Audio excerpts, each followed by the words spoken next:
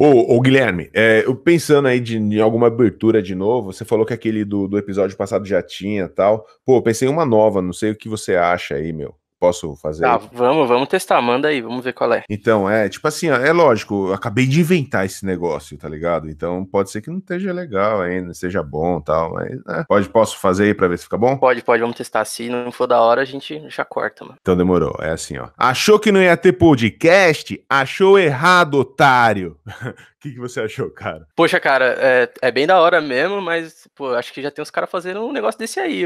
Inclusive, eu vi esses dias na Globo aí uma galera fazendo. Uns caras que Brincando, dirigem mano. umas van. É uns caras que dirigem umas van, é meio estranho, mas é da hora. Eu acho que já foi, hein? É igual, mano? Igualzinho, cara. Abundance na cadeira. Ajuste o seu volume. Se possível, pegue a sua cerveja. Tire a mão do teclado, porque vai começar mais um Linux Tips on Air.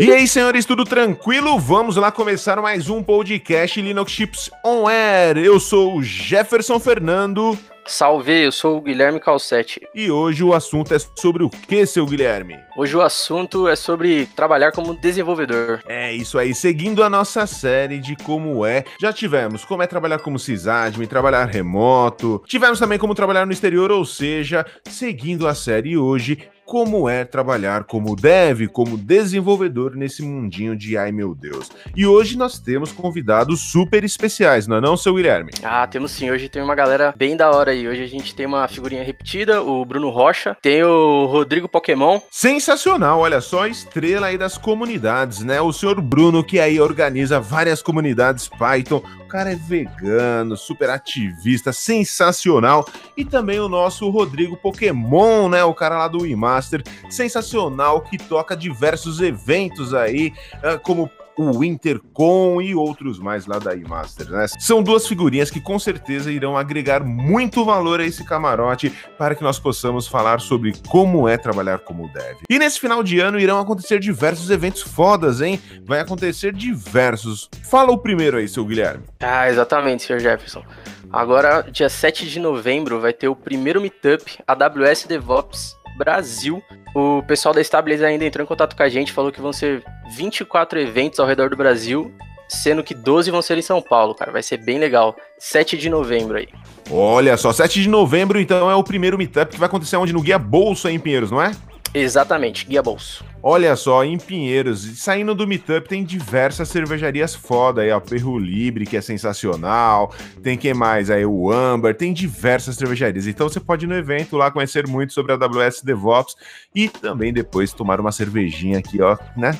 Pra molhar o bico é sempre bom trocar aquele networking, fazer aquela troca de experiências, não é isso? Exatamente, e eu vou estar nesse evento, vou comparecer lá. Eu tenho alguns adesivos aqui da Linux Chips, vou acabar levando, então quem tiver por lá e me trombar, pode dar aquele abraço que vai rolar uns adesivos. Olha só, então já sabem, colhem lá, corre lá no Meetup, já tá aqui na descrição aqui embaixo, corre lá no Meetup e se trombar o Guilherme por lá, já pede o adesivo, beleza? Dá um tapa na cabeça dele, que é a senha pra pegar o adesivo. Olha só como é simples, não é? É isso mesmo, Sr. Jefferson. E tem mais algum evento aí da hora que vai rolar até o final do ano? Claro, tem sim, tem o DevOps Days Rio de Janeiro 2018, mais um evento lá com todo o suporte do Gomex, né? O evento vai ser sensacional, é dia 9 e 10 de novembro, hein? Então não vacila aí, ó, tem código de desconto, então se você colocar lá a hashtag Linux Tips, você vai ter 30% de desconto. Aqui embaixo tá o link, você clica direto no link e vai já aplicar os 30% de desconto lá no seu ingresso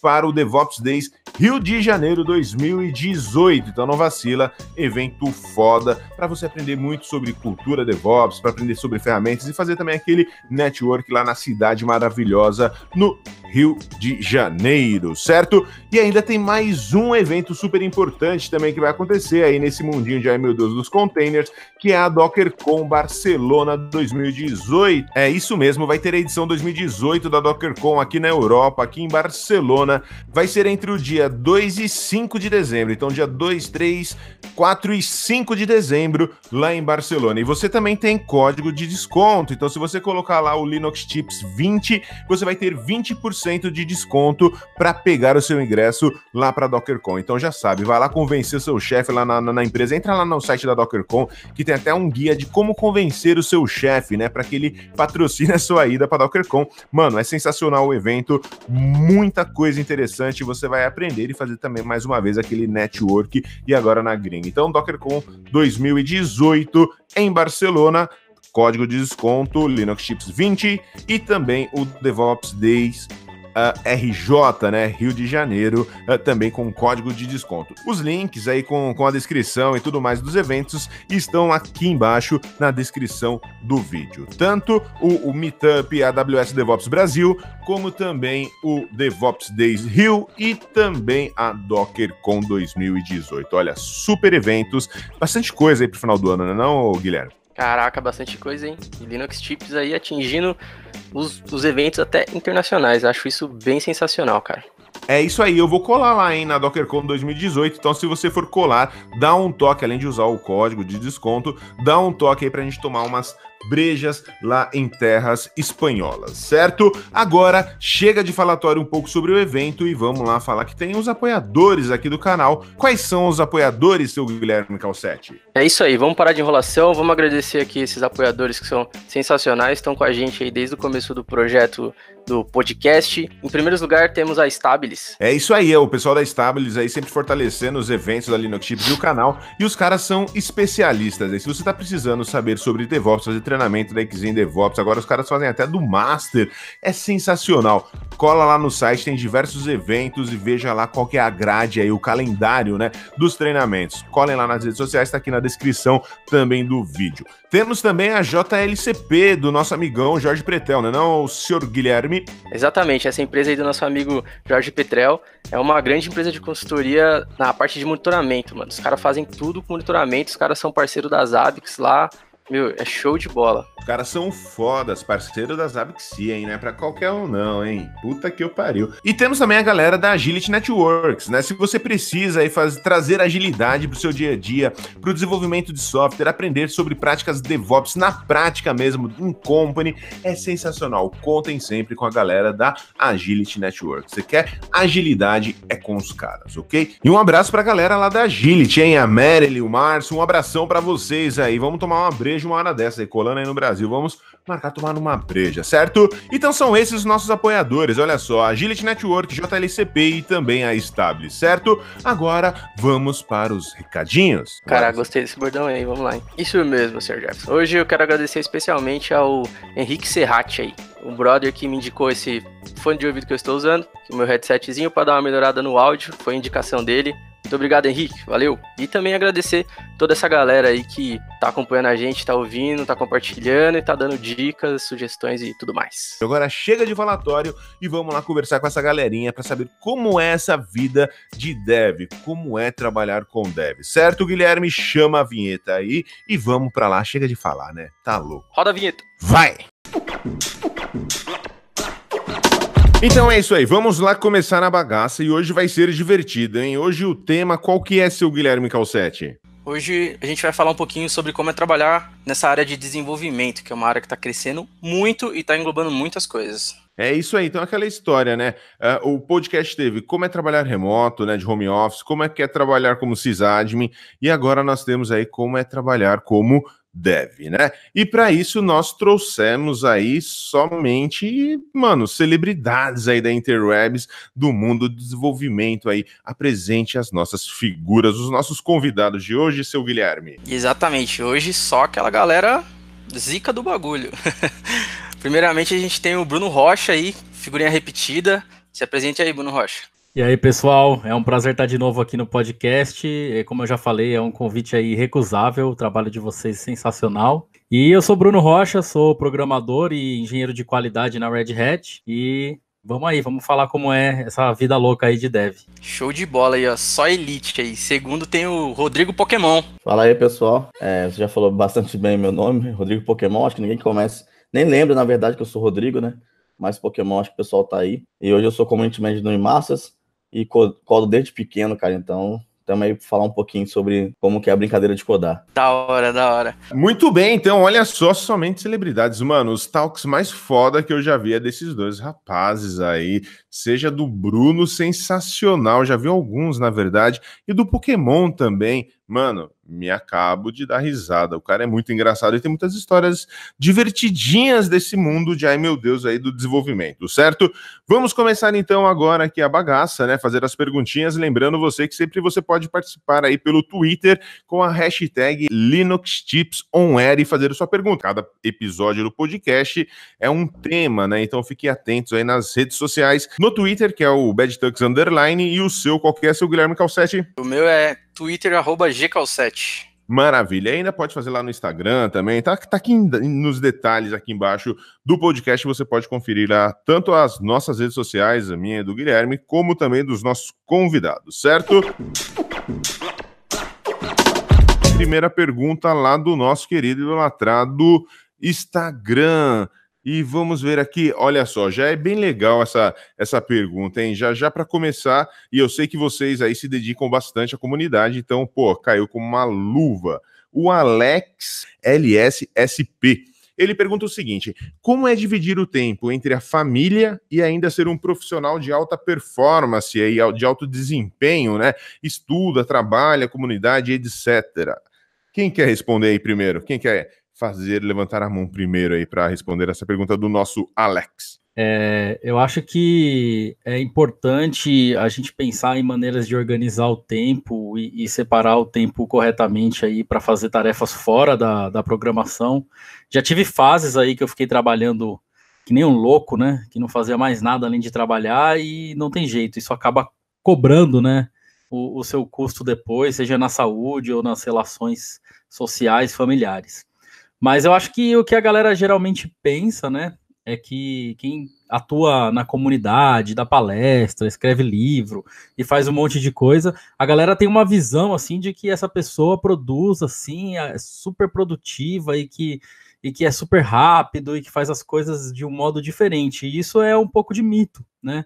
Então, a verdade é que, por exemplo, eu sou super lento, eu programo super devagar, eu acho que se fosse competir aí em nível de produtividade, eu não seria nada produtivo, e essas coisas levam tempo, né? Então, eu estou na área de desenvolvimento aí já um pouco mais de 15 anos, e a dedicação tem que ser certeira, né? Você tem que fazer muito bem aquilo que você gosta e aquilo que você sabe fazer bem, e investir nas coisas que dão um bom retorno, né? Então, focar em estudar as tecnologias que você gosta, aquelas que você tem mais afinidade, e gerar conteúdo e participar de comunidade, de eventos, mas sem prejudicar o outro lado da sua vida.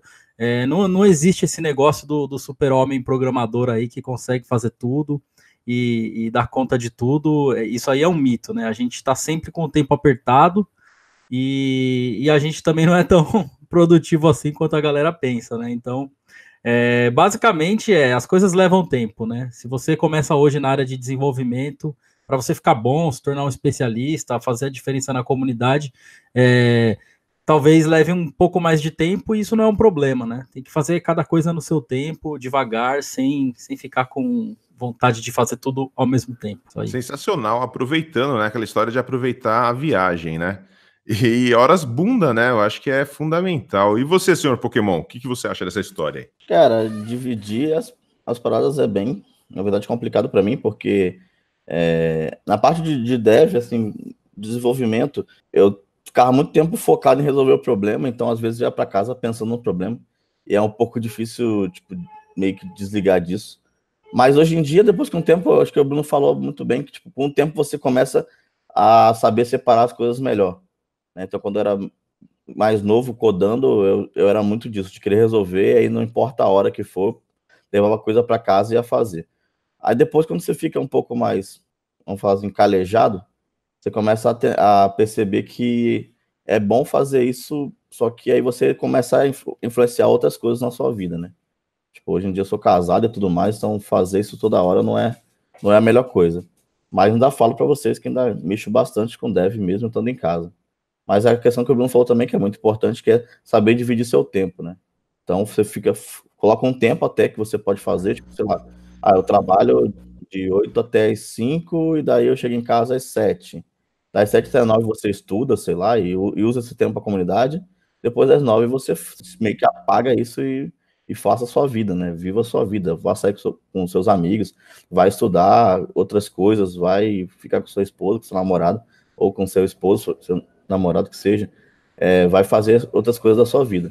Para mim, acho que é bem isso, é saber separar um pouco, e infelizmente ou felizmente isso acontece só com o tempo mesmo.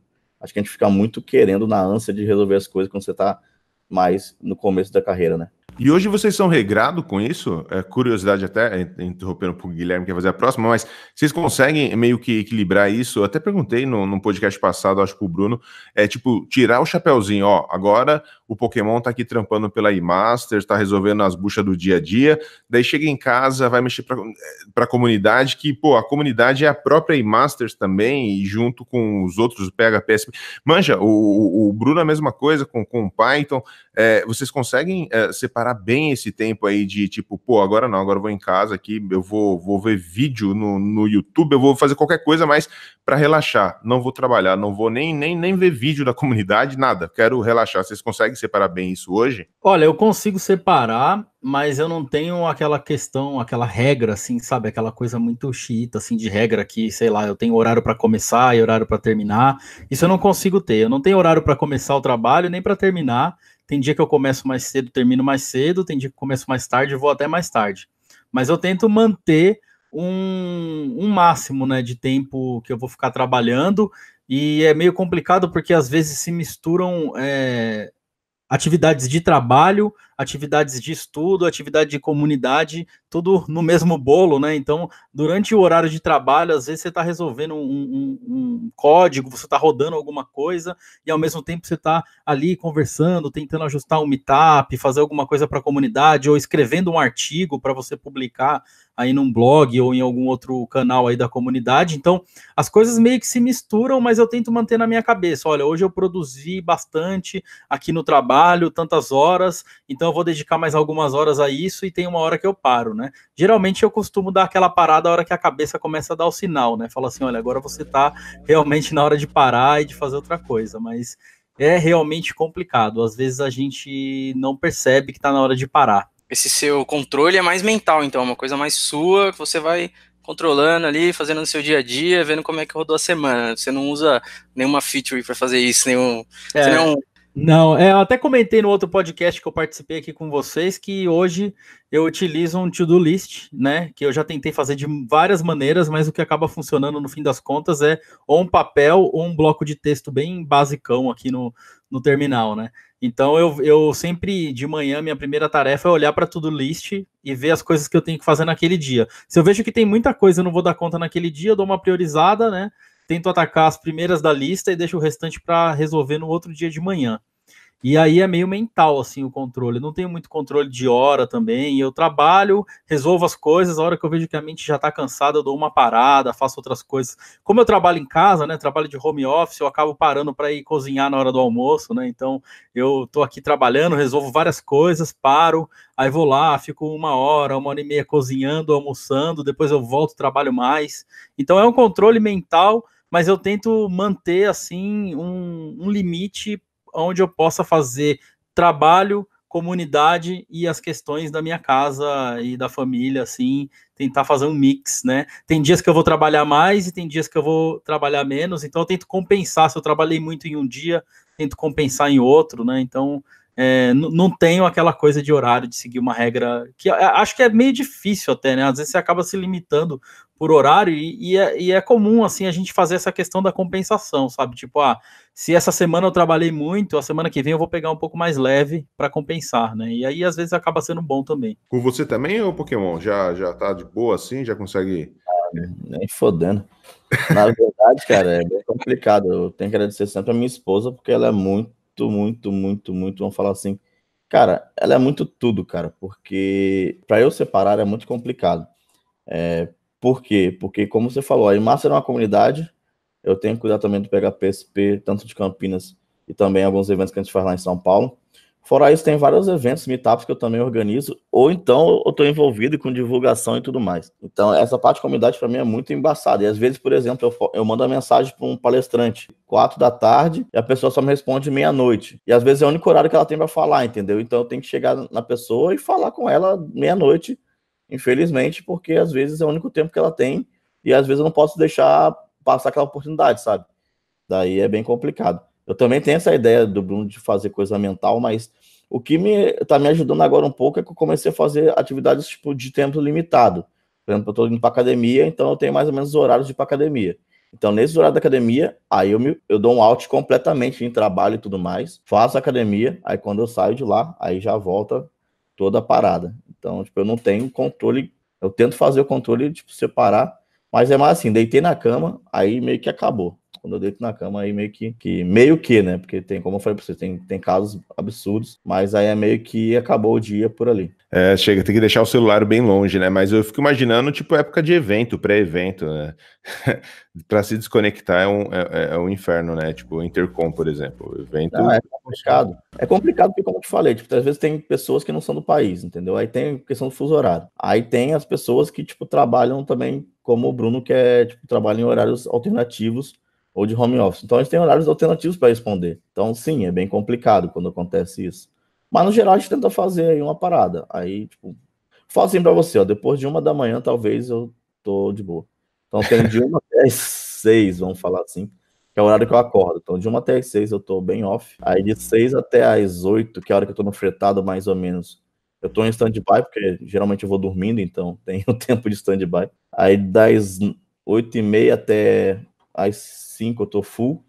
Aí das 5 até as 7 é stand-by de novo. Aí das 7 até... Aí depende do dia, né? Aí das 7 até as 8 eu posso estar na academia, eu posso estar fazendo outra coisa. E aí quando eu volto aí até meia-noite, 1h, acho que é a hora que eu tô... 1h é a hora que eu realmente desliguei, entendeu? Aí entre isso tem as outras coisas. É bem caótico mesmo, essa vida de desenvolvedor e organizador aí. Nossa, você é louco. Caótico pra caramba. Mas conta pra gente aí, como é que vocês começaram? Como começou isso tudo aí? Se você quiser começar aí, Pokémon, pode ir. Velho, eu não sei muito bem qual era o ano. Eu sempre acho que é 97, se é 98, não lembro. Eu lembro que acho que era 98, porque tinha acabado de sair o Windows 98 naquela época. Que meu pai foi numa feira lá de computadores, lá em Brasília. A gente morava num lugar que é a Marinha. Eu acho que quase ninguém conhece esse lugar, mas quando eu fui lá na Campus Party e perguntei, tinha sempre 2 pessoas que se perdem lá.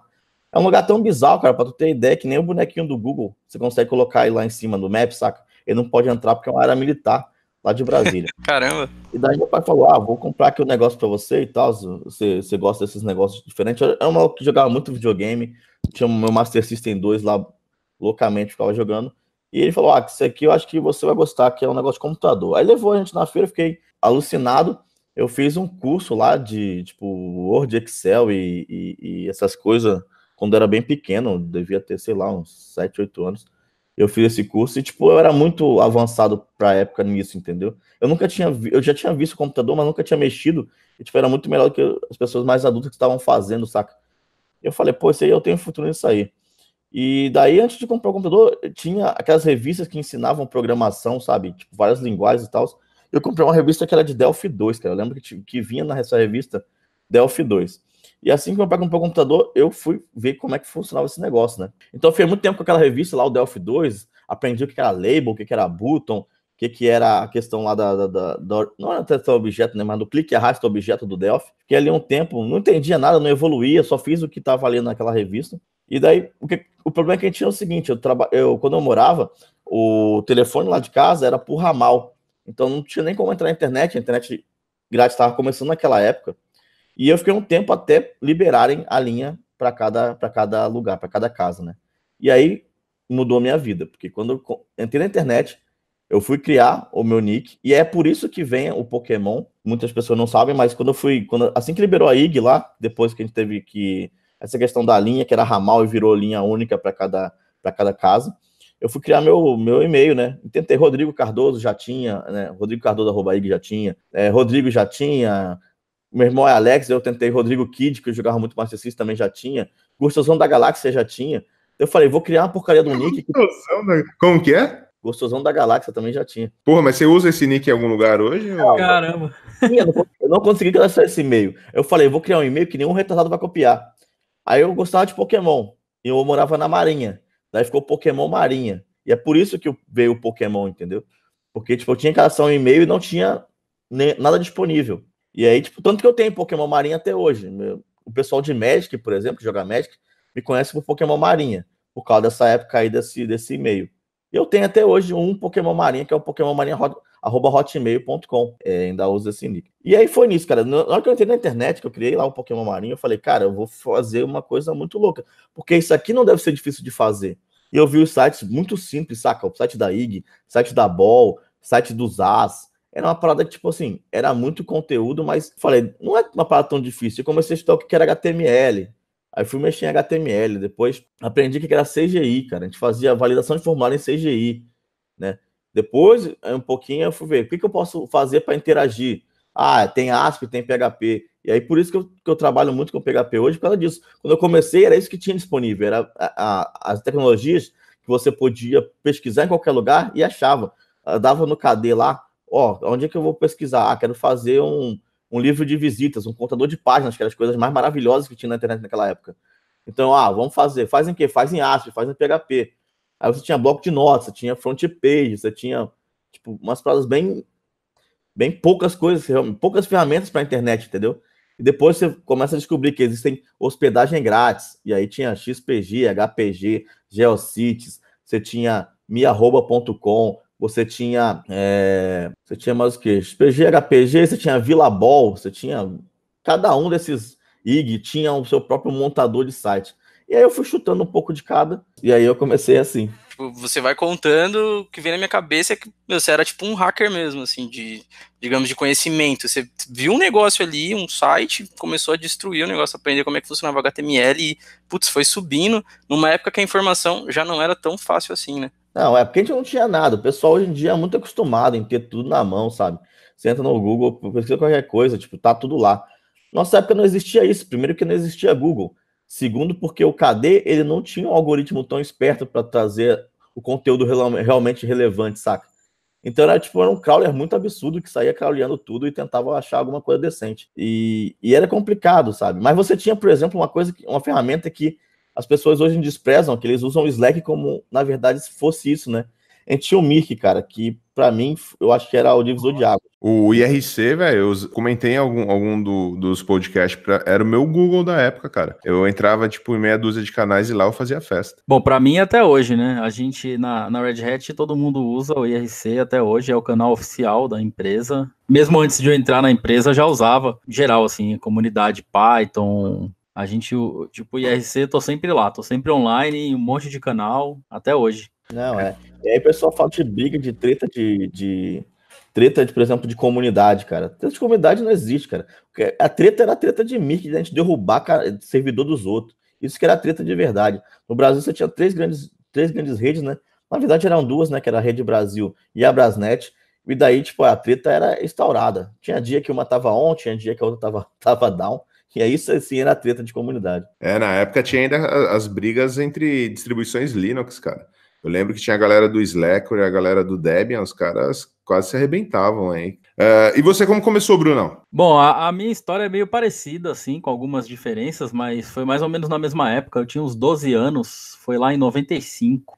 Não tinha internet ainda, eu nem sabia o que era internet, mas a minha mãe, ela tinha uma empresa de construção civil, aquele monte de máquina de escrever, né? De repente teve um dia lá que um sócio dela veio com um computador, era um XT, né? Aí ninguém sabia mexer naquele negócio, a empresa funcionava na base da máquina de escrever.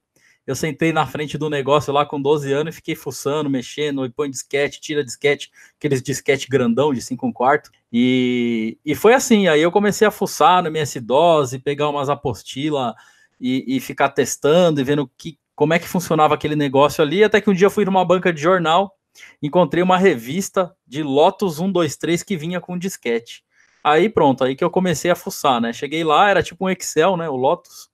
E você conseguia fazer muita coisa, tinha até jogo dentro daquilo, né? E aí eu comecei a ficar interessado em comprar tudo que era revista que tinha em banca de jornal. O local que eu mais adorava era ir na banca de jornal e encontrar uma revista lá falando sobre DOS ou sobre Lotus, e eu fucei naquilo, e todos os produtos, né? O Lotus na época era como se fosse um Office, né? Tinha várias aplicações dentro do Lotus, e aí eu comecei a fuçar, e não era nem programar, né? Era mais fuçar e hackear mesmo as coisas, aprender a fazer umas fórmulas, e aí quando eu fui ver, de repente eu estava fazendo algumas coisas úteis, né? Lá pro negócio que a minha mãe tinha na época. E aí, a partir disso, eu nunca mais parei de mexer com computador, né? Depois de algum tempo, eu conheci um amigo que tinha um computador com Windows 3.1. Aí a gente conseguiu fazer um upgrade lá no meu XT e fazer uma instalação lá bem capenga do Windows 3.1. Eu aprendi a usar aquele negócio e aí eu fui passando e trocando de computador, sempre com a ajuda de um tio, de um irmão, de alguém que ia lá e ajudava, colaborava a comprar uma placa, alguma coisa. Nessa eu já fui aprendendo também como é que mexia um pouco com hardware, né? Às vezes tinha que abrir, tirar a placa de vídeo, dar aquela soprada para ela voltar a funcionar. E aí foi acontecendo dessa forma, né? Aí quando foi mais ou menos em 98, ou um pouco antes, aí eu descobri a internet. Nessa época eu já trabalhava desenvolvendo, olha só, não era programador. Nessa época tinha o Office 97, né? O Office 97 tinha as mesmas coisas que tem hoje, né? Word, Excel e tudo mais, mas ele tinha o Access, né? E aí o Microsoft Access 97 era uma ferramenta sensacional para automatizar pequenos negócios, né? Aquelas impressão de etiqueta, frente de caixa.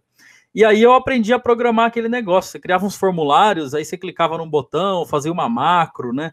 E aí foi aí que eu comecei realmente a programar, né? Dentro do Office. Bem engraçado. E eu até fiz alguns pequenos projetos, vendia esses projetos aí para algumas empresas e comecei a me interessar por programação, e aí eu fui procurar alguns cursos, algumas coisas, livros e tudo mais. E quando foi em 98, 99, eu conheci um amigo, né, que eu morava em Itapevi, né, uma cidade na zona oeste de São Paulo, e um amigo me veio um dia com um livro, né, Turbo Linux, e um CDzinho ali do Turbo Linux. E aí a gente instalou aquele negócio, na verdade a gente passou uns 3 dias instalando aquele negócio, porque era difícil, você tinha que ficar, sei lá, selecionando pacote por pacote. E aí a gente começou a ficar louco por esse negócio de Linux. Depois disso a gente migrou para o Conectiva, né, que era um negócio super bem falado nas revistas, né? A gente não tinha muito acesso à internet, tinha pouca coisa de internet na época, então as revistas que influenciavam bastante a nossa cabeça, assim, né? Então nas revistas a gente via todo mundo falando de Conectiva, e a gente acabou entrando aí, que nem você estava falando da briga das distros aí, né? Debian, Slackware. Eu e os amigos lá, a gente acabou entrando aí no time dos usuários de Conectiva, e a partir daí começamos a se envolver com desenvolvimento, né? E aí eu trabalhei, comecei a fazer projetos web bem toscos na época, com PHP, tinha uma ferramenta chamada PHP Nuke, né? O PHP Nuke era como se fosse o WordPress dos anos, final dos anos 90 e início dos anos 2000, aí 2001, 2002, tinha lá o PHP Nuke. Você programava uma parte em PHP, uma parte em Perl, né? Você conseguia consumir alguns pacotes em Perl, e o resto era gambiarra que dava para fazer ali e fazer as mágicas. E aí a minha experiência profissional mesmo com programação começou com PHP, desenvolvendo para web, fazendo site para imobiliária, para padaria, para loja, e aí foi indo até que eu conheci o Flash, programei um pouco em Flash com ActionScript e depois aprendi bem JavaScript, e aí foi assim que eu comecei na carreira de programação. Quando foi mais ou menos em 2003, entre 2003 e 2004, eu comecei a trabalhar muito como sysadmin na área de redes, né, tanto redes Windows NT, quanto redes Linux, e nessa fase aí eu já conheci Python, né, fiz um curso com o Carlos Morimoto lá no Rio de Janeiro, comecei a programar bastante script, bastante coisa em Python, e entrar mais assim na área de programação, e comecei a sair um pouco da área de sysadmin. E aí, nesse período aí que eu estou trabalhando como desenvolvedor, eu já trabalhei com .NET, já trabalhei com Delphi, já trabalhei com Java, com PHP, mas a maior parte, assim, dos projetos, das empresas que eu trabalhei foi com Python, né? Até hoje, Python continua sendo aí, né? Coisa que há 10 anos a gente tinha aquela dúvida, né? Se isso ia vingar ou não. hoje continua sendo aí o que, no final das contas, paga meu salário, né? E a linguagem que eu também gosto muito de contribuir para a comunidade. Então, mais ou menos na mesma época, sofrendo sem internet, tentando usar os canais aí que a gente tinha, KD, Alta Vista, e assistindo aí essa evolução toda aí da internet até o dia de hoje, né? Que é essa loucura aí que a gente não consegue mais nem contar nos dedos a quantidade de linguagem, framework, tecnologia que existe. Mas eu acredito que a experiência nessa época aí era uma experiência diferente, né? Era uma experiência um pouco mais... você demorava mais para aprender as coisas, mas você aprendia ela de uma maneira muito mais profunda, né? Mais aprofundada e mais focada num resultado. Então, hoje eu acho que a gente tem muita informação e o foco é completamente difícil, né? A gente conseguir focar numa tecnologia. Mas é isso aí. Talvez tenha esquecido de alguma coisa, porque são muitos anos, mas foi mais ou menos assim que eu comecei. Bem parecido aí. Boa, olha só, 2 histórias sensacionais para inspirar a galera mesmo aí. E aproveitando até o gancho do Bruno, ele comentou, né, que começou lá, antes de ser desenvolvedor de fato, ele era sysadmin. E o público do canal, né, boa parte é de sysadmin, a galera DevOps, e tal, tem Dev também, mas o forte é a galera do DevOps e também sysadmin, né?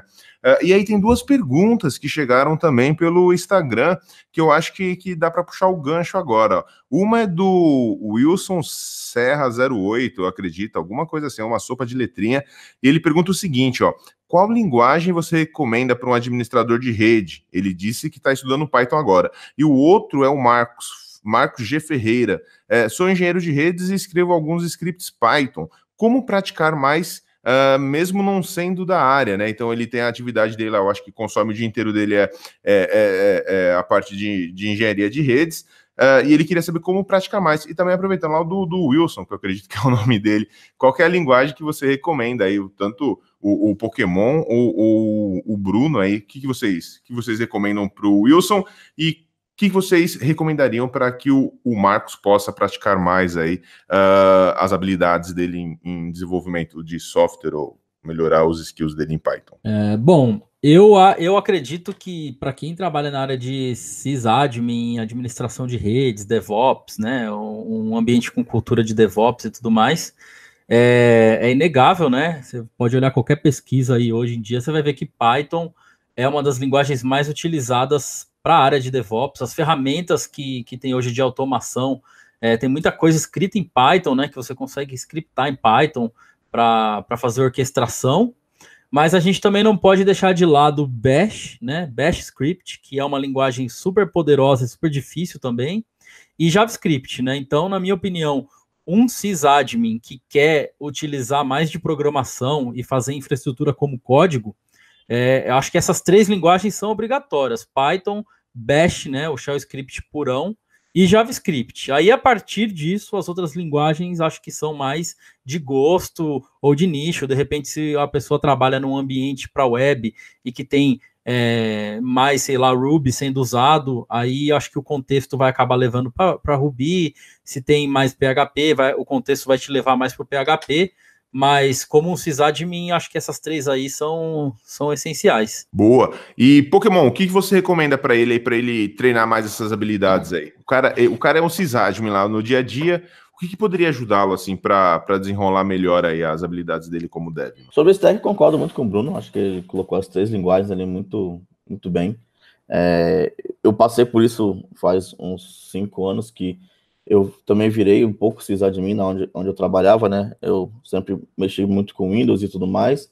E daí ela estava precisando de alguém para fazer a parte de DevOps e tal. Então eu estudei bastante e foram essas 3 linguagens, basicamente, que me levaram a poder realizar o trampo com sucesso. Sobre a questão de experimentar, vamos falar assim, cara, eu sempre tento levar as pessoas a fazer um projeto que ajudem a vida dela. Então, sei lá, você está com um problema no seu trabalho e você não sabe como resolver. Ou você tem um problema na sua vida, sei lá, ou você gosta de alguma coisa, tem algum hobby. Eu sempre acho que, tipo, treinar você tem que ter um propósito. Não é só, vou pegar um vídeo, assistir aqui e vou fazer igual. Não, às vezes você precisa fazer alguma coisa legal. Sei lá, às vezes eu tenho que fazer um script para sei lá, automatizar alguma coisa, tipo, e isso vai ser o teste, isso vai ser a ambientação, né? Na época que eu comecei, eu falava muitas pessoas fazer, o que você gosta de fazer? Ah, gosto de jogar videogame. Então faz um sistema para cadastrar suas fitas de videogame. Ah, gosto de fazer não sei o quê. Então faz alguma coisa para resolver esse problema. Então sempre é isso. Ah, eu tenho que estudar, eu não sei aonde aplicar, então inventa uma coisa que resolva um problema que você tem, ou que você já teve, sabe? Sei lá. Ah, eu gosto de cozinhar, então faz um sistema de receitas. Sei lá, tipo, uma parada que seja parecida com o que você gosta de fazer. Então, para mim, tipo, exemplificar e uma coisa que você vai testar realmente é algo que você gosta de fazer, que aí você vai ter um propósito e vai poder estudar mais aquilo, entendeu? Só aí, eu concordo com isso daí, acho que tem que ter um objetivo, né? Alguma coisa que resolva um problema de verdade. E eu vejo também que tem muita gente que tem dois perfis, né? Tem quem consiga aprender e aplicar as coisas sozinho, né? De maneira autodidata e mais rápido no aprendizado e na aplicação, né? Aquela velha história que sozinho você vai mais rápido, mas quando você está em conjunto você vai mais longe, né? Então, se o perfil da pessoa é um perfil de que obter ajuda de terceiros é algo que faz diferença, então a minha recomendação é se envolver com comunidade. Porque hoje qualquer tecnologia, se você pegar Python, PHP, Java, qualquer coisa, se você colocar no Google lá, Meetup e o nome da tecnologia, você vai encontrar algum grupo, seja no Telegram, ou seja no Facebook, ou até um Meetup local, né, onde você junta mais de 2 pessoas e você já tem uma comunidade aí para fazer alguma coisa útil. Um exemplo é a comunidade Python em São Paulo, né, o GruPy tem eventos, encontros todo mês. E alguns desses encontros é o chamado Coding Dojo, né, onde você pode sentar no computador e programar ali junto com o pessoal e aprender coisas novas, né? É algo muito aberto. Então, para aprender e para praticar, participar da comunidade é sempre legal. Sempre tem um projeto útil que você pode fazer em conjunto e aprender. E não tenha medo, não tenha vergonha, não tenha receio. Todas as comunidades de software que eu já conheci, elas são muito inclusivas, né? Algumas dá aquele medo, você fala, nossa, só tem uns caras aí muito experientes e tal, mas na verdade todas são muito inclusivas. Você chegando lá e querendo aprender, sempre vai ter um evento, um meetup, alguma coisa que você vai conseguir extrair alguma coisa útil aí de informação. Então, para quem gosta de socializar e tá presente, a minha outra recomendação, né? Concordo com o que o Pokémon falou, mas também procura uma comunidade. Que da hora, que da hora.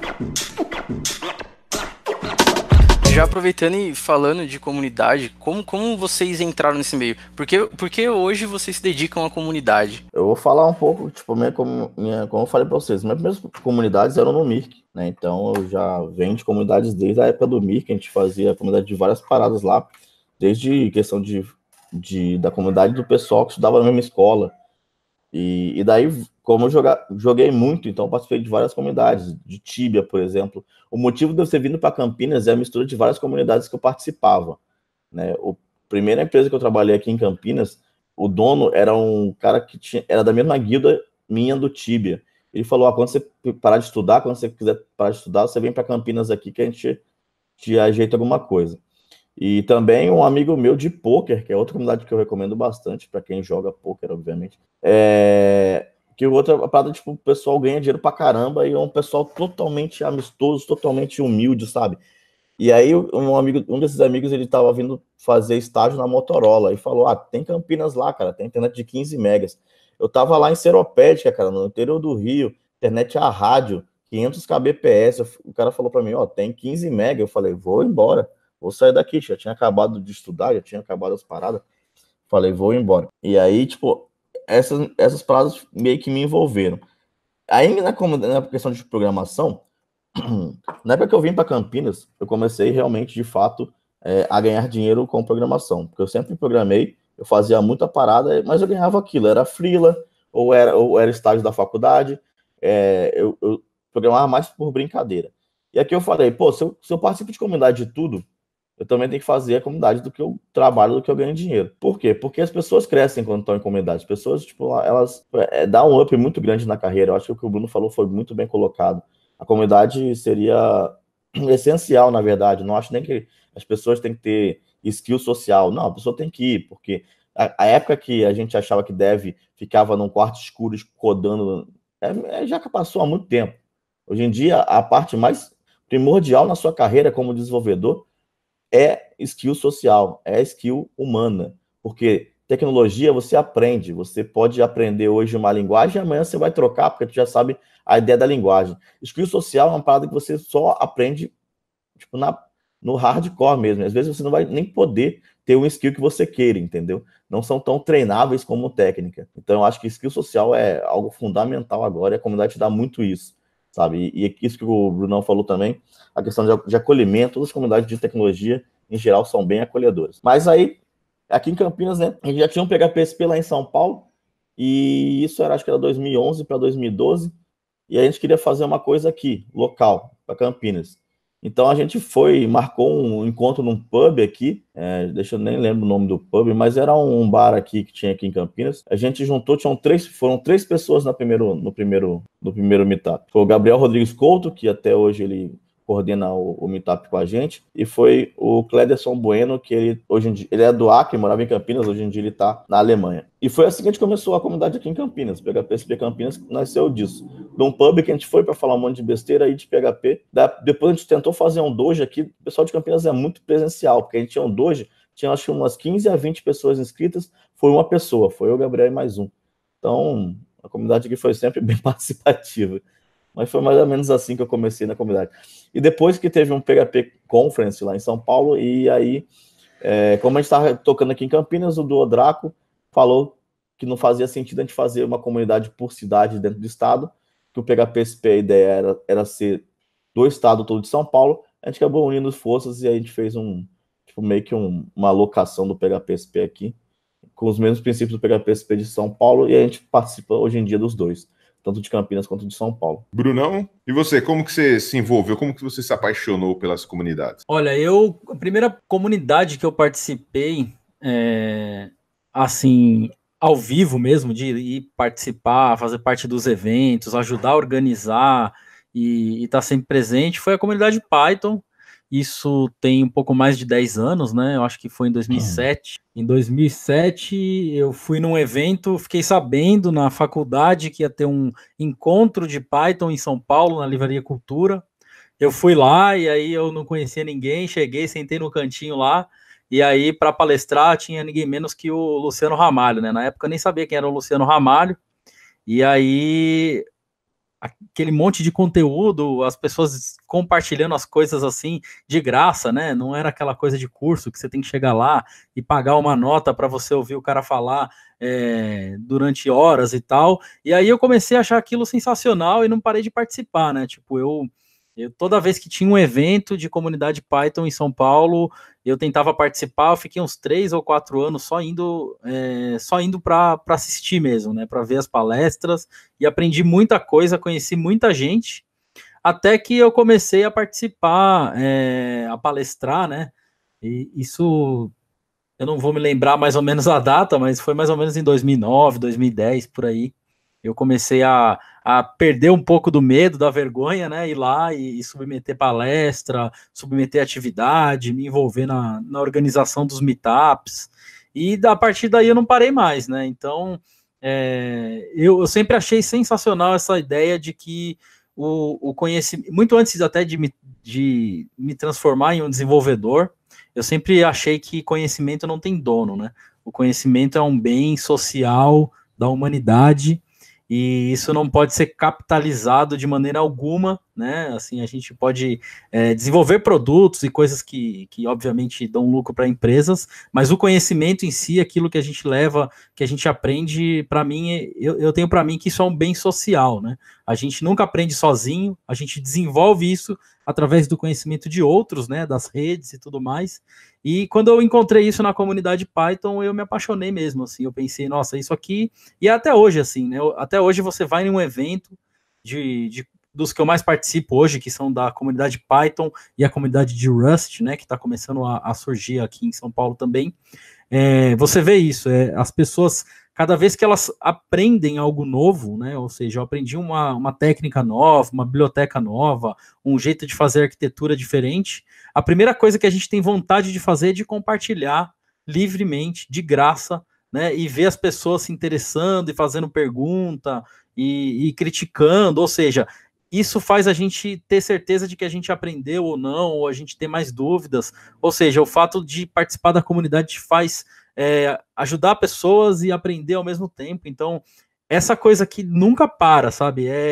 Se você pegar daqui a 10 anos, ainda vai ter comunidade de alguma tecnologia fazendo a mesma coisa, que é se renovando, né? Sempre tem gente nova surgindo, e a pessoa que estava lá há 2 anos só assistindo, hoje está lá dando palestra e ensinando coisas, e escrevendo livro, escrevendo artigo. Ou seja, é um negócio muito social, assim, é muito voltado para o conhecimento aberto. Isso me fez me apaixonar pela comunidade.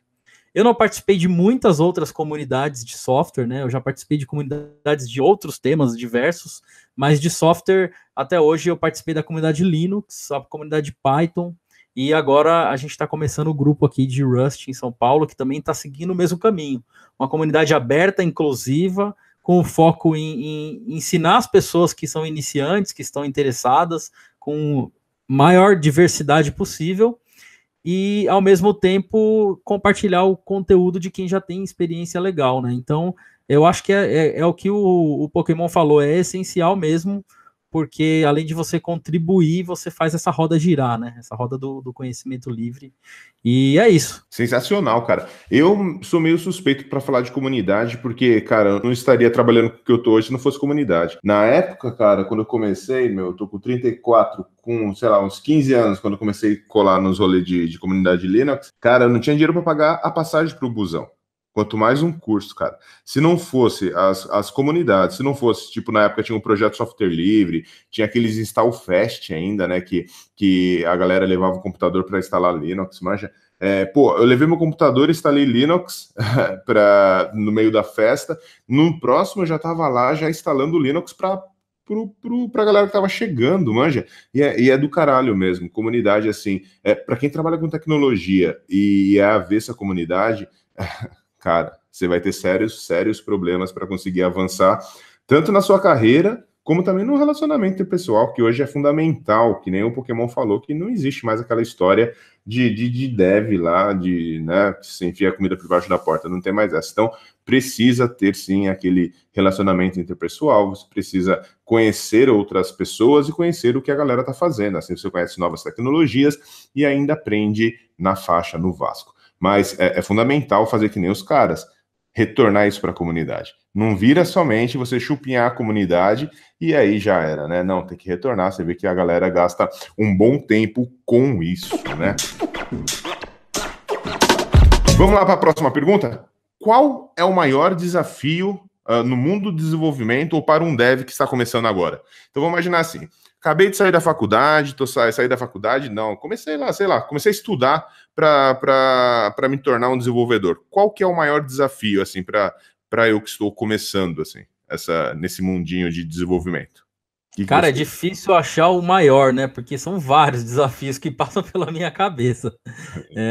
O maior, eu não sei, eu acho que assim, eu vejo problemas no sentido assim, o primeiro, tem muita informação, muita coisa, muita tecnologia, muita linguagem, e tomar a decisão sozinho hoje tá difícil para quem é experiente, imagina para quem está começando, né? Eu hoje, se eu for parar para escolher, por exemplo, um framework de front-end para fazer um novo site, eu vou passar muitas horas com muitas dúvidas, e olha que eu tenho experiência, eu já fiz muita coisa de front-end, eu estou na área de desenvolvimento há mais de 15 anos, mas a coisa toda se modificou e evoluiu numa velocidade tão rápida que ainda é difícil você encontrar uma informação que te dê assim uma base firme para você investir em algo, né? Porque não adianta, assim, a informação é fácil, a documentação é livre, tem evento grátis, tem comunidade grátis, mas o seu bem mais valioso você vai ter que investir, que é o seu tempo, né? Você vai ter que investir horas, e não vão ser 5 minutos. Esqueça aqueles livros que falam para você assim, aprenda Angular em 2 horas. Isso aí não existe. Você vai investir dias, horas ou até meses, às vezes. Então, tomar a decisão do que escolher, do que priorizar, do que investir, é muito difícil, né? Então, eu acho que quem está começando agora acaba sofrendo muito com isso. O que eu faço? Eu invisto em sysadmin, eu invisto em Python, eu invisto em web, eu invisto em front-end. Para que lado eu vou, né? E essa é uma resposta, é uma coisa muito difícil de responder. Boa. Pokémon? O Bruno pegou exatamente a mesma ideia que que eu tinha em relação a isso. Porque hoje em dia você tem tanta coisa. Nossa época era meio que... Era um rio que fluía. Eu programo... Eu gosto muito de Windows. Você vem para ASP. Eu gosto muito de Linux. Você vem para PHP. Eu gosto muito de fazer, tipo, automação. Tu vem para Python. Tipo, é muito tranquilo. Hoje em dia é impossível, cara.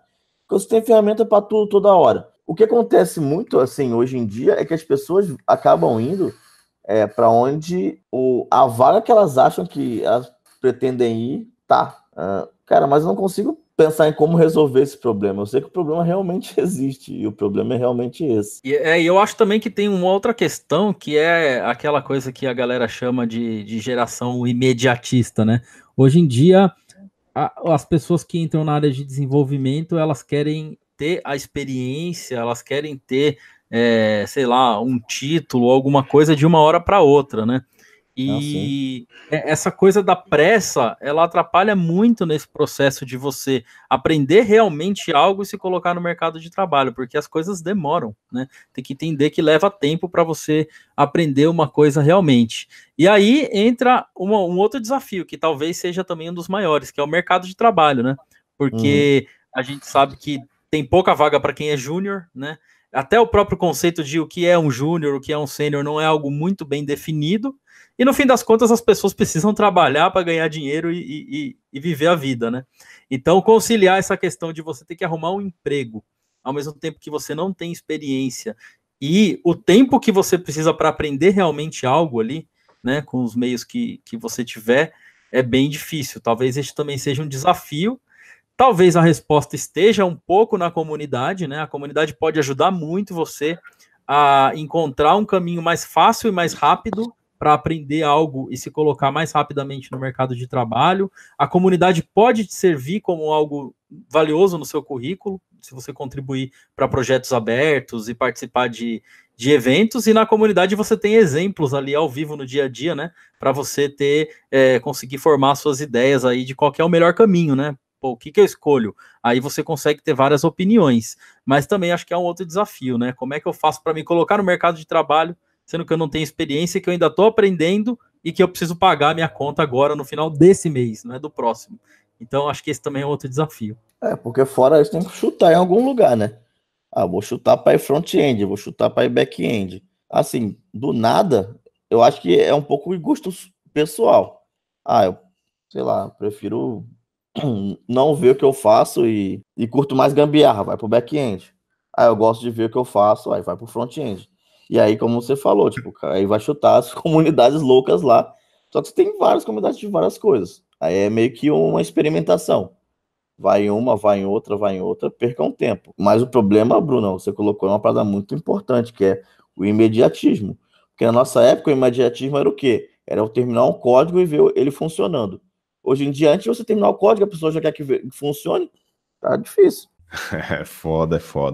Mas a comunidade é até bom até para dizer para onde está indo, né? Tipo, você acaba escutando de outras pessoas que tá lá falando, né? Para ter uma ideia do que tá acontecendo agora. Pô, a galera tá falando bastante disso, falando bastante daquilo, até ajuda meio que a nortear o caminho aí, o inicial, né? Para saber, sei lá, qual mercado entrar, se vai no front, se vai no back, e qual tecnologia usar no front ou no back. Eu acho que sim, mas como eu falei, questão pessoal, porque cada comunidade vai puxar a sardinha para sua. É verdade. Então, se for comunidade de front-end, vão puxar a sardinha, vem pro Node, vem para não sei aonde. O pessoal de Python vai puxar a sardinha para o Python, o pessoal do PHP vai puxar a sardinha para o PHP. E o mais importante, na verdade, é você saber qual ferramenta você vai usar para resolver qual problema. E essa é a questão, entendeu? Quem está começando não sabe, não tem essa ideia de que você pode usar uma ferramenta melhor para fazer um tipo de coisa. Né? Tipo, Go é melhor para você fazer aplicação concorrente. Tipo, C# é legal que você consegue fazer, tipo, multiplataforma. E aí, as pessoas não sabem isso quando estão entrando, entendeu? Então, esse é outro grande desafio. É não ser levado simplesmente porque, eu vou com essa galera aqui e a comunidade, ela vai meio que idolatrar a sua própria linguagem, né? E essa é a realidade. Você tem que ser bastante crítico e não levar a primeira opinião em consideração, sempre juntar mais de uma opinião antes de tomar uma decisão a respeito de qualquer coisa, né? Mais ou menos isso. Boa, boa. Ó, pegar uma perguntinha do Twitter aqui agora que chegou. O Dev, além de conhecer, quem fez a pergunta foi o Anderson F, né? O Dev, além de conhecer uma linguagem, esse cara é figurinha carimbada aqui, sempre faz perguntas. Legal, legal. O Dev, além de conhecer uma linguagem, um framework, etc., ele também deve manjar hoje de Docker, saber detalhes do ambiente onde vai rodar, por exemplo, se vai rodar numa Amazon, se vai rodar em Bare Metal, conhecer um pouquinho de infraestrutura, você acha que isso é importante? Na minha cabeça é extremamente importante. Cara, porque a gente fala bastante na teoria do ambiente de desenvolvimento zero, né? Que seria o ambiente de desenvolvimento ideal. Só que se você não souber onde está rodando isso aí, cara, não adianta de nada. Na boa.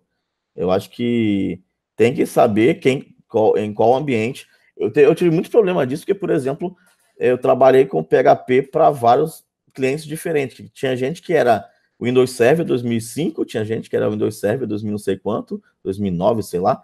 Tinha gente que era Linux, tipo, e aí, como é que você roda em cada um? Como é que você faz um ambiente de desenvolvimento que seja meio adaptado para cada cliente?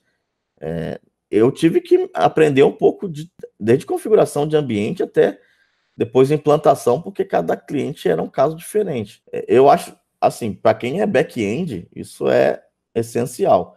Front-end, você vai ter que fazer a mesma coisa, mas você vai ter os navegadores ali, né? Em vez de você pensar numa infra, basicamente, você pode pensar nos navegadores como se fossem seus ambientes, que também você tem que estudar bastante. Eu acho que é imprescindível. Eu concordo também, eu acho que ainda mais com a cultura DevOps, né? Que a cultura DevOps ela vai te dar autonomia, né? E ter autonomia te coloca até num nível de senioridade maior, né? Dentro do seu time. Então, se você é um desenvolvedor que além de desenvolver, você ainda consegue saber e prever as coisas específicas do ambiente, você consegue pensar em custo também, né? Você consegue pensar, olha, vai ser mais barato se a gente usar tal coisa, tal plataforma de nuvem do que a outra, né? Isso daqui é bom, mas custa tanto. Então, tudo isso acaba entrando na cabeça aí do desenvolvedor, que mixa um pouco com o arquiteto, engenheiro de software. Então, saber um pouco de tudo isso daí é necessário. É óbvio que você precisa ter algo onde você se especialize, né? Eu ainda acredito que tem que ter algo, né? Cada um individualmente encontrar aquilo que mais se sente confortável, que mais gosta, ou que mais sabe fazer bem, e se especializar, ser um bom orquestrador de infraestrutura, não sei nem se existe essa palavra, mas ser um bom orquestrador de infraestrutura, ou ser um bom programador, ou ser um bom programador em tecnologia X, mas ao mesmo tempo saber, né, como é que funciona o ambiente ao redor. Então, e é difícil hoje você ter, a não ser que seja uma fábrica de software, elas estão morrendo também. Então, a não ser que seja uma fábrica de software, você não vai encontrar uma posição de desenvolvedor onde você vai só programar e comitar o código para alguém fazer o restante, né? Hoje a maioria das posições de desenvolvimento, você vai subir o ambiente, nem que seja em ambiente de teste, mas você vai provisionar as máquinas, você vai criar os playbooks lá que vão automatizar a orquestração, você vai escrever teste, você vai colocar para rodar no CI, e vai escrever o código, e vai fazer profiling, e vai cuidar da qualidade, ou seja, é realmente um full stack, muita coisa para se envolver, mas realmente essencial. E o mais importante, é possível sem enlouquecer, né? Porque a gente vem fazendo isso já há um bom tempo e estamos ainda com a cabeça no lugar. Eu acho que isso aí já responde uma outra pergunta também que a gente teve no Instagram, do Jorge Souza. Ele perguntou qual o fundamento básico para seguir carreira e ser um bom DevOps, entre aspas. Acho que é conhecer um pouco desses dois lados da moeda, né? Além da questão técnica, né, a gente sabe que a questão técnica ela é muito importante, e eu sempre fui muito focado na questão técnica, em aprender sistema operacional, linguagem, ferramenta, me especializar muito nisso, e hoje eu trabalho com qualidade de software, né, então é uma área em que a gente usa a parte de infraestrutura, a parte de programação, mas com um olhar, uma visão totalmente focada na solução do problema. E isso é uma coisa que eu particularmente demorei muito tempo para criar esse mindset, né? E eu acho que hoje eu penso que esse mindset ele é bastante essencial, né? Então, desde o começo, um bom desenvolvedor, antes mesmo de aprender uma linguagem de programação a fundo, ele precisa entender a questão de interpretar os problemas, né, de fazer análise de requisitos, de fazer priorização, né, de tarefas, e saber escrever também, documentar, especificar, essas coisas que são mais soft skills, né, que é você tentar pensar um pouco com o lado do usuário, o lado do cliente, é algo muito difícil de se aprender. Eu diria que é mais difícil de aprender do que aprender uma linguagem de programação nova. É mais difícil você aprender a ter essa cabeça de engenheiro de produto, sabe? Essa cabeça de você pensar, olha, isso daqui pode ser útil, isso daqui pode ter um custo maior, isso daqui, se a gente fizer de um jeito, vai ser mais viável do que outro. Então, essas coisas que não são técnicas, elas também são muito importantes, e é possível conseguir material, conseguir até comunidades hoje em dia aí de desenvolvimento ágil e de qualidade de software e de análise de produto que te dão um pouco dessa guia, né, para você saber avaliar essas coisas. Se você conseguir ter essa visão de produto e com foco no problema, né, que no fim das contas é a parte mais interessante do que a gente faz.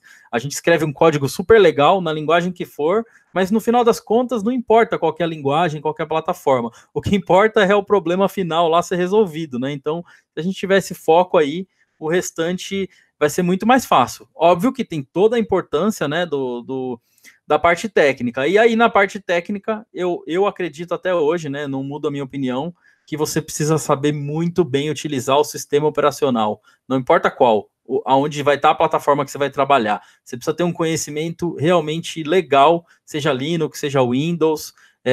Como sistema operacional, eu colocaria a nuvem junto, né? Ou seja, essas questões de trabalhar com nuvem, com instâncias e tudo mais, ou seja, conhecer muito bem o ambiente, lidar com ele, dominar ele, é uma coisa essencial para qualquer desenvolvedor. Sensacional, sensacional. Qual o stack de ferramenta favorito de vocês no dia a dia? E editor predileto, coisas desse tipo, mais ferramentas mesmo. Cara, então, porque a minha stack hoje em dia, cara, é bem... Como eu falei, hoje em dia eu faço mais on demand. Eu não codo tanto no Emassas. Eu faço mais sistemas meio que para automatizar. Então, o que eu tenho usado bastante é o PHP Storm como editor, né?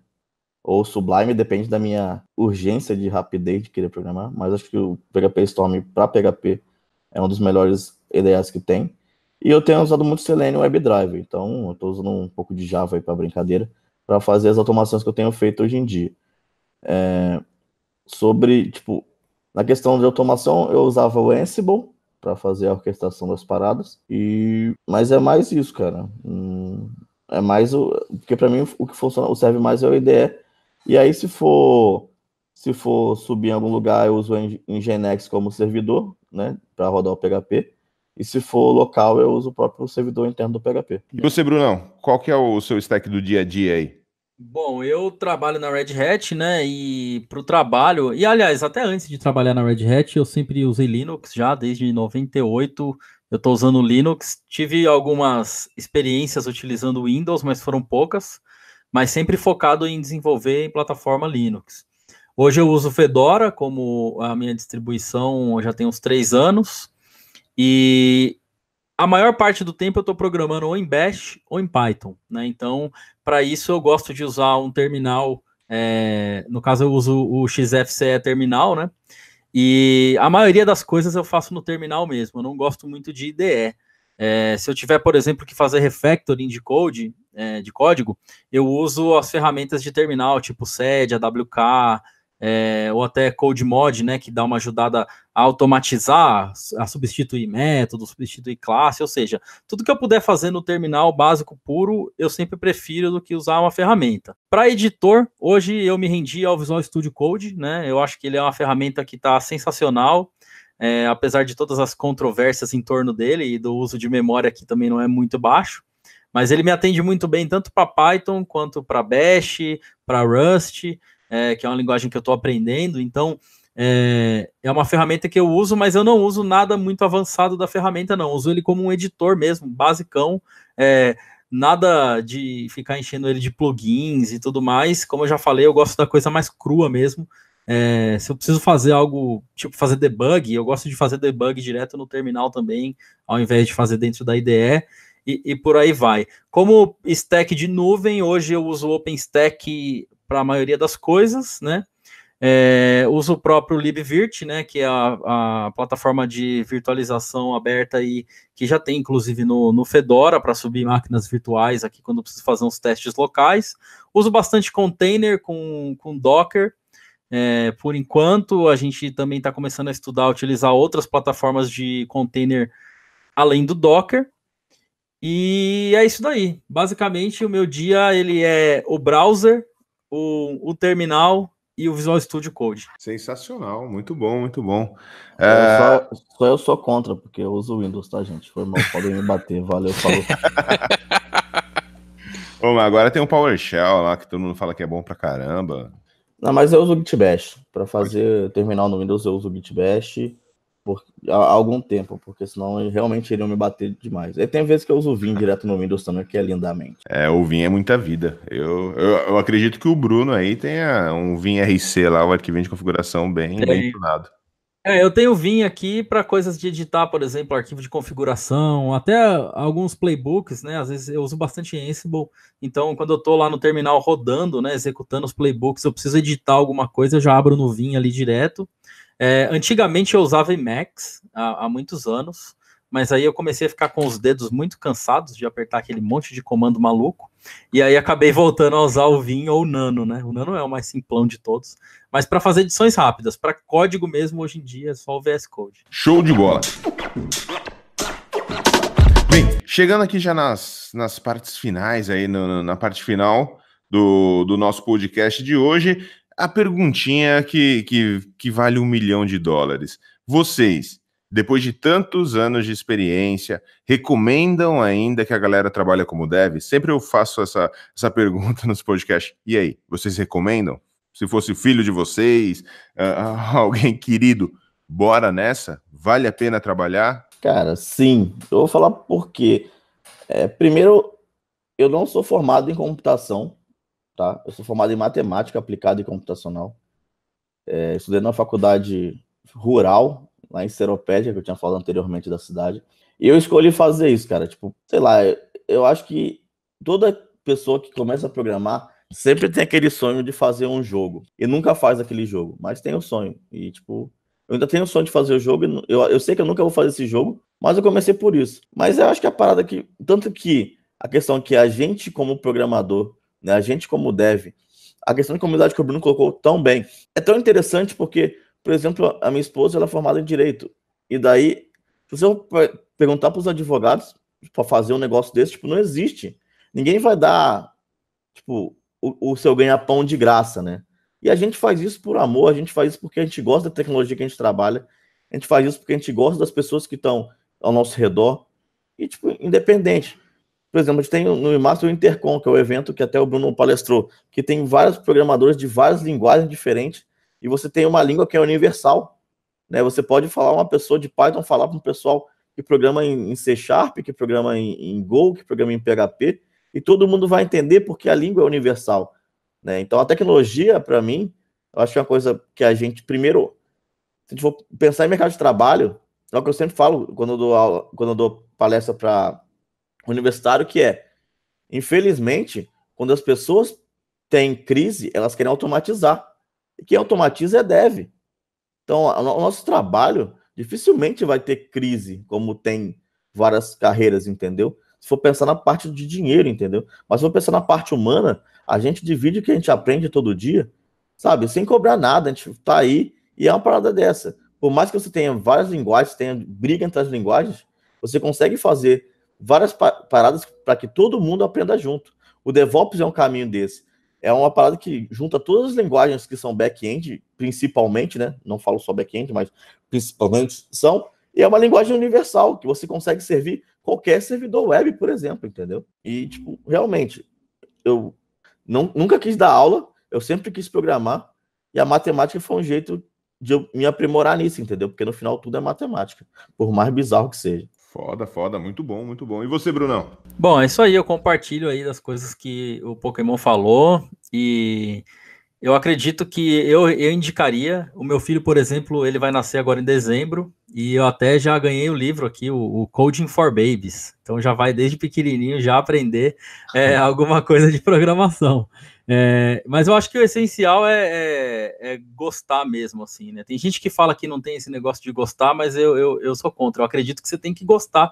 Alguma coisa tem que chamar a atenção e enriquecer ali, te motivar. Então, é difícil quem não se motive por programação, porque é possível fazer muitas coisas diferentes, né? Tipo, o Rodrigo comentou aí do jogo, né? Mas, por exemplo, eu não gosto de jogo, nunca gostei. Nem para jogar, nem para desenvolver. Mas eu vejo outras coisas dentro da programação que me motivam. Então, se a pessoa se motiva, tem vontade, acha interessante, tem muita coisa que dá para a gente fazer com desenvolvimento. Então, eu indico muito. O mercado de trabalho vai crescer, né? Porque tem até alguns estudos que indicam que a gente vai ter um déficit de programadores, né, no mundo. Vai faltar programador para preencher vaga, né? E já está faltando. Então eu indico sim, eu só acho que é importante tomar cuidado com o imediatismo, tomar cuidado, fazer as coisas com calma, saber que tem um tempo, né, para você chegar num determinado lugar na área de desenvolvimento, para aprender e para ser reconhecido e para fazer essas coisas. Isso não é uma coisa que vem de uma hora para outra, então é bom tomar cuidado para não afetar até a saúde e para não criar uma frustração, né? Porque cada pessoa aprende numa velocidade diferente. Tem gente que vai conseguir aprender 10 tecnologias em um mês e tem gente que vai demorar um ano para aprender uma tecnologia, e isso não quer dizer que um é melhor ou mais produtivo que o outro, entendeu? No fim das contas, chega um determinado momento que todo mundo está atuando no mercado de trabalho e colaborando da mesma maneira. Então, eu indico muito, mas sempre tome cuidado com essas coisas aí para não causar principalmente problemas aí que a gente já sabe de vários, como síndromes e burnouts e coisas que afetam muitos os desenvolvedores, né? Então, saúde em primeiro lugar e depois programar, indico sim, com certeza. Boa, isso é importante, né? Porque senão a galera não adianta só focar somente no lado técnico aí, no profissional, esquecer da vida, que você vai arrastar os problemas para o profissional, para tanto profissional como pessoal. Só para fazer aqui, para falar o nome, né, de quem fez a pergunta, qual o maior desafio de um dev, foi o Samuel, eu esqueci de falar, Samuel Isidório, certo? Então é isso aí, foi bem gostosinho o papo de hoje, eu acho que ajudou demais a galera aí que tem essa curiosidade, né, queria saber um pouquinho mais como é trabalhar como dev, né. Agora chegou a hora dos merchans aí, vamos lá, alguém tem algum recadinho para passar, divulgar alguma coisa? Fiquem à vontade, quem começa? Bom, vamos lá então, primeiramente obrigado todo mundo que ouviu, obrigado novamente pelo convite aí, é sempre um prazer participar do Linux Tips. O meu merchan é só do meu canal lá no YouTube, que em breve volto a fazer vídeos, né? Tô parado algumas semanas, mas já tem um conteúdo lá que é o youtube.com/curso de Python. Então lá nesse canal aí eu tenho compartilhado coisas sobre desenvolvimento web com Python e meu interesse é continuar fazendo aí pelo menos um vídeo por semana lá em breve.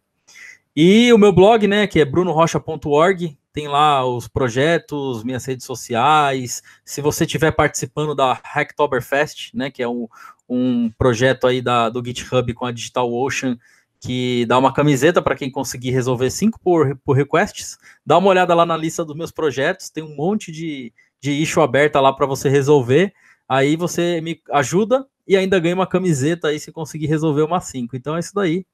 E valeu mesmo aí pelo convite e por todo mundo que ouviu. Show de bola. Lembrando que os links, tanto da rede social, do YouTube, do blog, vai estar tudo aqui na descrição, então corre lá conferir, beleza? E o senhor Pokémon, manda aí o seu merchan. Cara, tem alguns aqui, tá? Então, bora lá. Primeiramente tem lá o Developers, que é meio que um talk show com alguns desenvolvedores e desenvolvedoras. Então, cada semana, toda quarta-feira, a gente sai uma pessoa nova, inclusive o senhor Jefferson Linux Tips já foi entrevistado antes de ir pro Brasil, antes de sair do Brasil, né?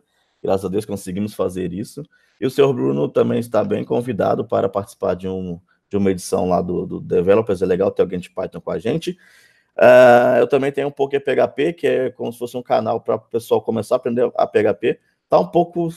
Faz um ano e pouquinho que ele está meio abandonado, mas eu pretendo voltar antes do final do ano, porque, como eu falei, como vocês sabem bem, eu trabalho muito com evento, então até outubro eu tô morto de eventos e acho que agora dá para dar um pouco de gás. E para o pessoal que quer começar com PHP, tem um pouco de PHP. E também tem o eMasters, né, que é o portal de conteúdo para desenvolvedores. Então, qualquer linguagem, qualquer coisa, a gente tem artigo de várias tecnologias. Se você quiser aproveitar para tentar entender um pouco como é que funciona o back-end, front-end e tudo mais. E também os eventos, que a gente tem alguns eventos durante o ano. Siga lá o eMasters. Eu acho que é isso. Developers, eMasters e PokéPHP. Valeu, falou. E muito obrigado de novo pela apresentação, pelo convite que vocês me fizeram. Valeu mesmo, é muito bom estar aqui. Show de bola, show de bola. Mano, foi super divertido colar lá no Developers, mano. Muito legal mesmo. E, cara, já palestrei também em evento da eMaster, já fui em eventos da eMaster lá. É muito foda. A qualidade da Intercom, mano, é bem foda. Muito bom mesmo. O curso de Python do Bruno, mano, eu não vou precisar falar nada, né? Porque, porra, tipo, ele comentou do Luciano Ramalho. Pra mim é Luciano Ramalho e Bruno, mano. Os caras que são foda no Python por aqui. É muito foda mesmo. Vale muito a pena. E a didática foda, né? Com exemplos práticos, vale muito a pena mesmo. Bem, senhores, considerações finais aí, senhor Guilherme? Só complementar aí que o curso de Python mesmo do Bruno é sensacional. Eu passei por uma galera do trampo que tá aprendendo Python agora e os caras estão destruindo lá, meu. Putz, automatizando uma porrada de coisa com Python, cara. Sério, parabéns aí pelo conteúdo. Outra coisa também vai estar na descrição aqui, os stand-up. Eu vou procurar, o Pokémon, depois manda um link de um stand-up seu para eu colocar na descrição, porque, mano, vale muito a pena, você vai dar muita risada com stand-up focado aí para desenvolvedores, hein? O profissional de TI sempre vai se identificar ou vai ver alguma situação que já passou no stand-up. É muito foda mesmo.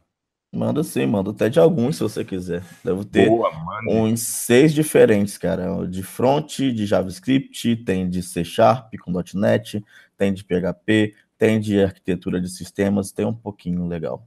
Olha que foda. Então, confere aqui na descrição que tá lá o link para os talks aí, para os stand-up do Pokémon, certo? Considerações finais, senhores, fiquem à vontade, o microfone é de vocês. Bruno? Bom, é isso aí, pessoal. Gostaria de dizer que a área de programação, ela, além de tudo, pode ajudar a mudar o mundo para melhor. Então, se você vai fazer alguma coisa com desenvolvimento de software, dá uma olhada aí para o open source e para aquelas coisas que realmente fazem a diferença. Tem muito projeto legal aí, inclusive projetos aí que fiscalizam nossos políticos, que fiscalizam o uso de dinheiro público, que ajudam a gente a abrir os dados públicos aí para a galera. Tem projetos sociais de tudo quanto é tipo, e eu acho que isso é uma coisa que realmente dá aquela vontade de fazer, porque você sabe que aquilo que você se dedica está servindo para fazer uma coisa muito útil e que vai ser eterno, né? Que é uma mudança aí, um código, uma tecnologia, alguma coisa que você inventa que vai